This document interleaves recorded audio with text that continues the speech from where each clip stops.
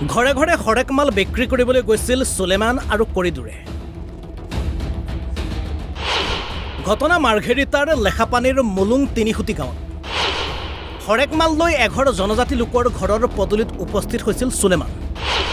সুলেমান এগৰাকী নাবালিকাক অকলশৰে দেখা পাই পানী খাবলৈ বিচাৰে। নাবালিকাগৰাকীয়ে পানী আনি দিবলৈ লওঁতে সুলেমানে সাৱটি ধৰি সংঘটিত কৰে কুকাণ্ড। নাবালিকাগৰাকীয়ে চিঞৰ বাখৰ কৰাত পলাই পত্ৰং দিয়ে লম্পট সুলেমানে। নাবালিকাগৰাকীৰ চিঞৰ শুনি ওচৰৰ চুবুৰীয়াই ওলাই আহে যদিও ইতিমধ্যে সুলেমানে আত্মগোপন কৰিছে। গাঁওবাসীয়ে বিচাৰ খোচাৰ কৰাত প্ৰায় ৩ ঘণ্টাৰ পাছত তিৰাপ নৈ কাষত লুকাই থকা অৱস্থাত সুলেমানক ধৰিবলৈ সক্ষম হয়। তাৰ পাছত ৰাইজে লম্পট সুলেমানক দিয়ে গৰম মালিচ। ইফালে ৰাইজৰ ৰোষৰ পৰা সুলেমানক বচাবলৈ আহে কৰিডুৰ ইছলাম। কৰিডুৰকো ৰাইজে উত্তম মধ্যম সোধাই আৰক্ষীক গতাই।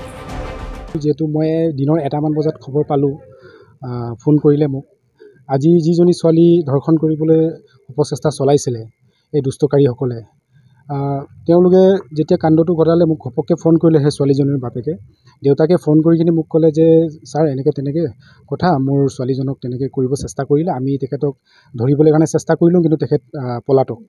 তো তাৰ পাছত মই ক'লোঁ যে আপোনালোকে চেষ্টা কৰক, যদি ধৰা যায় তেতিয়াহ'লে চিধা মোলৈ লৈ আহিবি, তাৰপিছত মই তেখেতক আইনৰ ঘৰত লৈ গৈ সমঝাই দিম বুলি তেখেতক তেনেকৈ ক'লোঁ। ঠিক তেনেধৰণৰ তেওঁ পলাতক আছিলে, এনেই ৩ ঘণ্টামান তেওঁ পলাতকে আছিলে। পিছত গাঁৱৰ ৰাইজে সকলোৱে ওলাই মেলি তেখেতক বিচাৰিব চেষ্টা কৰিলে। বিচাৰি মেলি পিছত গৈ থৈ আহি বাৰ্মা কেম্পত ধৰিলে। বাৰ্মা কেম্প নেশ্যনেল হাইৱে কাষতে তেখেতক ধৰিলে। ধৰি মেলি তাৰপিছত তাক লৈ আহিলে। লৈ আহি যেতিয়া মোক গতাই দিলে, মই স্থানীয় চৰকাৰী গাঁও প্ৰধান হিচাপত, তেতিয়া মই তেখেতক সুধিলোঁ যে আপোনালোকে ক'ত থাকে, কি নাম হয়, ক'ৰ পৰা আহিছে, কাৰ আণ্ডাৰত থাকে, কি কাম কৰে।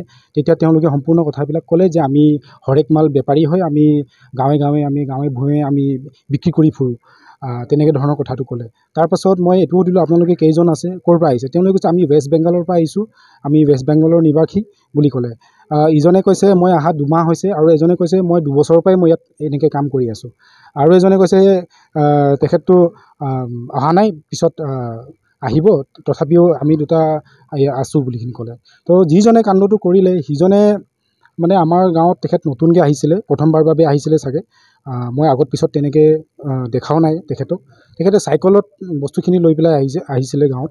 তাৰপিছত যেতিয়া মই তেওঁলোকক সোধাৰ পাছত তেওঁলোকক মই লগে লগে মোৰ ঘৰৰ পৰা তেওঁলোকক মই লৈ আহিলোঁ। লৈ আহি পেলাই আমাৰ লেখাপানী আৰক্ষী থানাত মই জমা দিলোঁ স্থানীয় চৰকাৰী গাঁও প্ৰধান হিচাপত।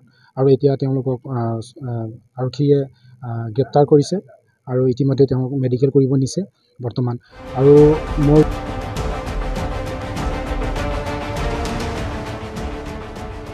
ইফালে মাৰ্ঘেৰিটাৰ বিভিন্ন অঞ্চলত সন্দেহজনক লোকে বিগত সময়ছোৱাত অনৈতিক কাৰ্যকলাপ সংঘটিত কৰি অহাৰ অভিযোগ।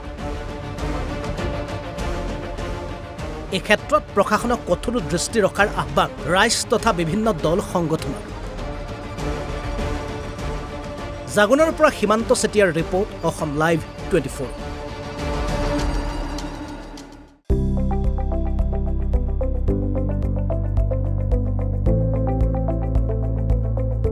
NB নিউজ, সহজ সৰল ভাষাত নৱভাৰতৰ কথা।